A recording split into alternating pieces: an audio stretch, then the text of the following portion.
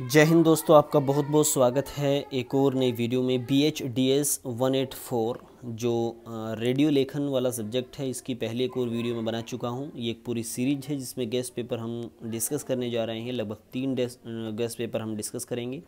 पहला guest paper का ये सेकंड हाफ पार्ट है जिसमें दूसरी वीडियो है, ठीक है। इसको हम डिस्कस करेंगे आज। चलिए इस क्वेश्चन को देख लेते हैं। और अगर आपने पहले की वीडियो नहीं देखी तो उसको भी देख लीजिएगा, क्योंकि काफ़ी इंपॉर्टेंट क्वेश्चन वहाँ पर डिस्कस किए गए हैं। चलिए इस वीडियो को स्टार्ट करते हैं और देखते हैं क्या क्वेश्चन है। कमेंट्री कितने प्रकार की होती है, ठीक है। कमेंट्री आपने बहुत बार सुनी होगी। जो खेल अक्सर होते हैं उसमें कमेंटेटर होते हैं जो आँखों देखी चीज़ों को बताते हैं। देखिए इसका सीधा मतलब, एक अगर शब्द में मैं कहना चाहूँ तो आँखों देखा हाल, जो कि इसमें भी बताया गया है, आंखों देखा हाल बताना ही कमेंट्री होता है, ठीक है। समारोह, घटनाओं तथा पर्वों यानी जो इवेंट्स होते हैं आदि के समय सुनाया जाने वाला आंखों देखा हाल खेल के मैदान से की जा रही कमेंट्री से काफ़ी अलग होता है, ठीक। कमेंट्री को खेल कमेंट्री और खेलेतर कमेंट्री इन दो भागों में बांटा गया है, विभाजित किया जा सकता है। इन दोनों के अंतर्गत कमेंट्री की शैली में काफ़ी अलग अलग भिन्नता है। जैसे कि खेल कमेंट्री अगर देखें तो खेल कमेंट्री जैसे cricket, football, hockey, basketball, handball, netball, tennis, free style कुश्ती, ये सभी तरह के जो खेल हैं इनमें सभी ये जो कमेंट्री होती है, जो खेल के मैदान से कमेंट्री करता है व्यक्ति, कमेंटेटर, उसको बोलते हैं कमेंट्री। जो आंखों से वो देखता है वही जो सुनने वाले दर्शक होते हैं उनको सुनाता है। प्रत्येक खेल के विषय को ध्यान में रखते हुए वह खेल की तकनीक का जानकार कमेंटेटर ही उस खेल पर कमेंट्री कर सकता है। यानी कमेंटेटर का जिस खेल के बारे में वो कमेंट्री कर रहा है जानकार होना बहुत ही आवश्यक है। ऐसा नहीं है कि कोई बोलने वाला व्यक्ति है, सिर्फ खेल का उसको ज्ञान नहीं और किसी भी खेल की कमेंट्री के लिए उसको बिठा दिया जाए, तो ऐसा नहीं हो सकता। खेल कमेंट्री में कमेंटेटर को बड़ी सूझबूझ के साथ श्रोताओं यानी जो सुनने वाले हैं उनको सही व निष्पक्ष जानकारी देनी होती है। इसमें कमेंटेटर की भाषा अत्यंत सरल व साफ होनी चाहिए, क्योंकि जो सुनने वाले हैं सिर्फ सुनने की बात से ही उसको समझेंगे पूरे खेल को, ठीक है। तो उसकी जो भाषा है वो सरल होनी चाहिए, साफ़ होनी चाहिए, साथ ही आम आदमी उसको समझ सके ऐसी होनी चाहिए। इस प्रकार की कमेंट्री में कमेंटेटर को निम्न विशेषताओं का पालन ज़रूरी करना होता है। जैसे कि निष्पक्ष भूमिका उसको अधिक अदा करनी चाहिए, किसी भी पक्ष की, किसी भी टीम की उसको पक्ष नहीं लेना चाहिए। इसके अलावा सुखद आवाज़ हो, साफ़ सुथरी और हंसमुख आवाज़ हो उसकी, सरल भाषा हो, खेल का ज्ञान उसे ज़रूरी होना चाहिए, तभी वो चीज़ों को अच्छे से एक्सप्लेन करने में सक्षम होगा। इसके अलावा एकाग्रता यानी पूरी फोकस के साथ वो खेल को देखे, सहज अभिव्यक्ति हो, विविधता हो, ये सभी चीज़ें होनी चाहिए उसमें। एक कमेंटेटर को हमेशा निष्पक्ष होना चाहिए, जो कुछ हो रहा है वो उसे सीधे बताने चाहिए बिना किसी बदलाव किए। जो होना चाहिए या जो हो सकता था कमेंट्री को परिधि में नहीं आता, कमेंट्री की परिधि में नहीं आता। ये एक अनुमान लगाया जा सकता है कि क्या होता है, लेकिन कमेंटेटर को ये चीज़ें नहीं अपनानी चाहिए कि वो पहले से ही बता दे कि कौन सी टीम हारेगी, कौन सी टीम जीतेगी, या खेल में आगे क्या होगा, या खेल में अगर ये होता तो क्या होता। तो इस तरह की चीज़ें, इस तरह के शब्द जो है कमेंटेटर को नहीं इस्तेमाल करने चाहिए। इसके लिए अलग से आवश्यकता हो तो एक जाने माने खिलाड़ी को विशेषज्ञ के रूप में रखा जा सकता है। खेल कमेंटेटर को एक फिल्मी कैमरे के तरह होना चाहिए, जो ये बताता रहे कि वहाँ कौन खिलाड़ी खेल रहा है, बॉल किस खिलाड़ी के पास है।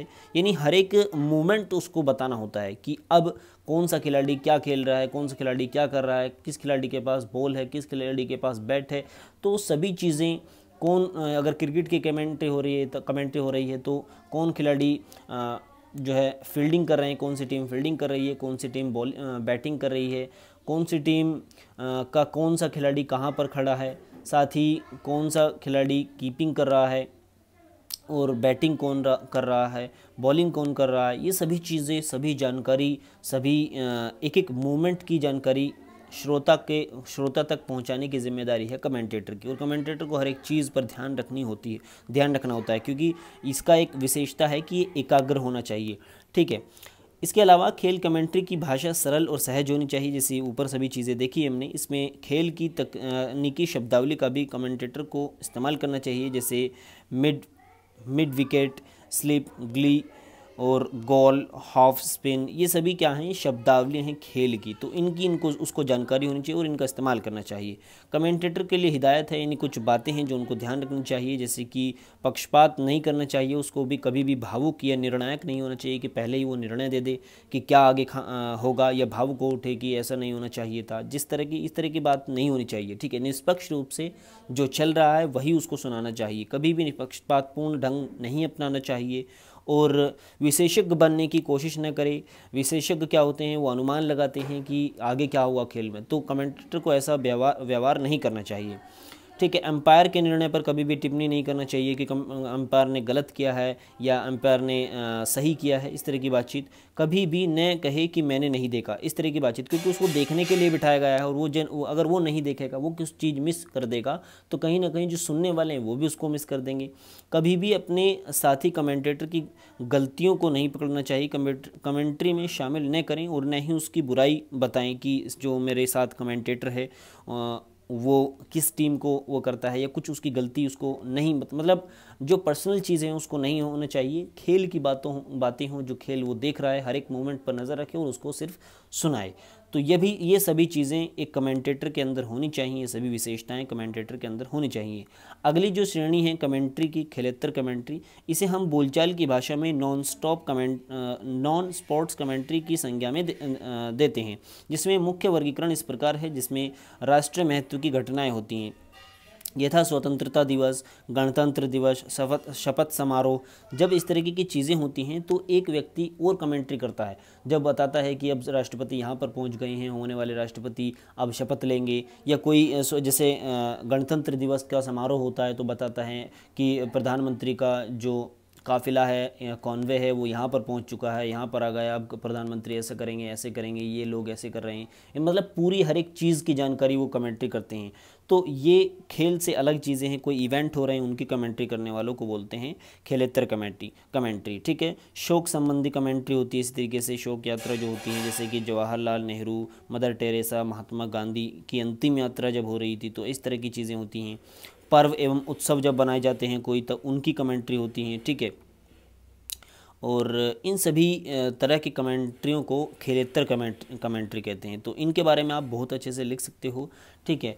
चलिए आगे बढ़ते हैं अगले क्वेश्चन की तरफ। नेक्स्ट क्वेश्चन है आंखों देखा हाल, यानी कमेंट्री का क्या तात्पर्य है। देखिए ऊपर जो आपने क्वेश्चन पढ़ा वो बिल्कुल कमेंट्री ही है, तो ज़्यादा नहीं पढ़ेंगे, थोड़ा सा इसमें देख लेते हैं। आंखों देखा हाल या कमेंट्री वर्तमान का विवरणात्मक प्रस्तुतिकरण है, ठीक है। इसमें प्रसारक या कमेंटेटर जैसे जैसे देखता है वैसे वैसे उसको माइक के माध्यम से, माइक्रोफोन के माध्यम से उस पर बोलता है और सुनने वालों को वो चीज़ें सुनती हैं। वस्तुतः कमेंट्री या आंखों देखा हाल उस वर्णन को कहते हैं जो घटना का शब्द चित्र दूर कर बैठे श्रोताओं को पहुंचाता है, यानी जो घटना चल रही है उस घटना को, उस चित्र को देखने के बाद उन्हें शब्दों में उतारकर बोलना, उसको बोलते हैं एक तरीके से कमेंट्री, ठीक है। तो इतना बहुत है, और बाकी ऊपर चीज़ें हमने इसके बारे में पढ़ी ही हैं, इतना ज़्यादा बताने की इसमें ज़रूरत नहीं है। दो तरह की कमेंट्री होती है, वो सभी चीज़ें आप लिख सकते हो, एक खेल कमेंट्री और एक खेलेतर कमेंट्री, ठीक है।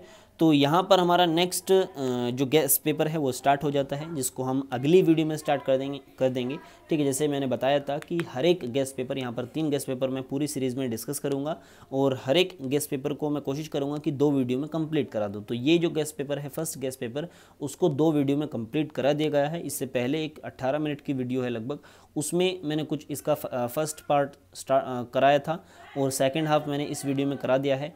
सो आई होप कि जो मैं समझाने की कोशिश कर रहा हूँ उन गेस्ट पेपर्स में आपको समझ में आ रहा है, सीधे इंपॉर्टेंट चीज़ें आप इसमें डिस्कस कर रहे हैं हम, तो कोई गुंजाइश ही नहीं है बाकी और चीज़ पढ़ने की। और हो सके तो आप इसके असाइनमेंट पढ़ लीजिएगा, अगर मुझे टाइम लगा तो मैं करा दूंगा, बाकी 3 गेस्ट पेपर तो मैं कराऊंगा ही, ठीक है। अगर मुझे टाइम नहीं मिला या मैं नहीं करा सका तो आपको एक बार असाइनमेंट पर भी इसकी नज़र मार लेनी है, ठीक है। चलिए आगे चलते हैं, मिलते हैं अगली वीडियो में अगले गेस्ट पेपर के साथ। तब तक के लिए गुड बाय। वीडियो को लास्ट तक देखने के लिए धन्यवाद।